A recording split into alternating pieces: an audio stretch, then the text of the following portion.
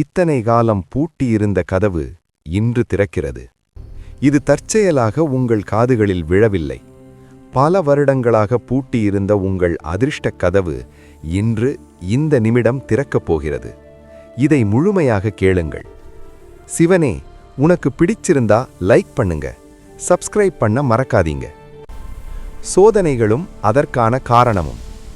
பல இரவுகளாக தூக்கம் வராமல் எனக்கு மட்டும் ஏன் இந்த சோதனை என்று நீங்கள் கதறியது கைலாயத்தில் இருக்கும் என் காதுகளை எட்டியது. அதற்கு பதில் சொல்லத்தான் இன்று நான் வந்திருக்கிறேன். கடந்த சில வருடங்களாக நீங்கள் நடைப்பிணமாக வாழ்ந்து கொண்டிருப்பது எனக்கு தெரியும். வெளியில் சிரித்தாலும் உள்ளுக்குள் எரிமலை போல வேதனை உள்ளது. ஒரு கல்லை உளியால் செதுக்கினால்தான் அது சிலையாகும். இத்தனை நாட்கள் உங்களுக்கு கிடைத்த அடிகள் உங்களை ஒரு தெய்வச் சிலையாக மாற்றுவதற்காக நான் நடத்திய சிற்ப வேலைப்பாடுகள். எதிரிகள் மற்றும் துரோகம். உங்கள் சொந்த உறவினர்களே உங்களை மதிக்காமல் ஏளனமாக பார்த்ததை நான் அறிவேன். உங்கள் பின்னால் நின்று சிரித்தவர்கள் மற்றும் உங்களை ஏமாற்றியவர்கள் கண் முன்னாலேயே நீங்கள் வியந்து பார்க்கும் அளவுக்கு உயரப்போகிறீர்கள். துரோகிகள் உங்கள் பயணத்தில் உங்களோடு வர தகுதியில்லாதவர்கள். அதனால்தான் அவர்களை உங்கள் வாழ்க்கையிலிருந்து நான் தூக்கி எறிந்தேன். கர்மவினை ஒரு பூமராங்கு போன்றது. அவர்கள் உங்களுக்கு செய்த தீமைகள் அவர்களையே சென்றடையும். நீங்கள் யாரையும் வழிவாங்க நினைக்காதீர்கள். மௌனமாக இருங்கள். பொருளாதார மாற்றம். உங்கள் வறுமை கோடு இன்றுடன் அழிக்கப்படுகிறது. லக்ஷ்மி கடாட்சம் உங்கள் வீட்டை தேடி வரும்.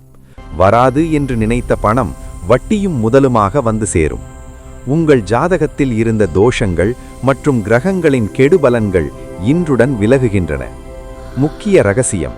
உங்களுக்கு வரப்போகும் பணத்தையோ அல்லது புதிய திட்டங்களையோ காரியம் முடியும் வரை யாரிடமும் பகிராதீர்கள். மௌனமாக இருங்கள். ஆரோக்கியம் மற்றும் குடும்பம். உங்கள் உடலில் இருக்கும் நோய்கள் மற்றும் சோர்வு இந்த நொடியே விலகட்டும். என் மருந்தான விபூதியை தினமும் நெற்றியில் இட்டுக்கொள்ளுங்கள். அது உங்கள் கவசமாக இருக்கும்.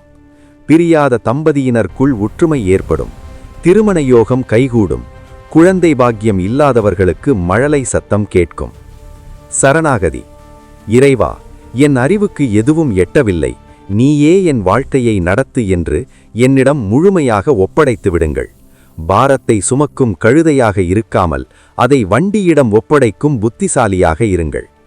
ஆசி. வானம் இடிந்து விழுந்தாலும் என் பக்தனான உன்னை எதுவும் செய்யாது. நான் உன்னை இமை போல காப்பேன். தைரியமாகச் செல்லுங்கள்.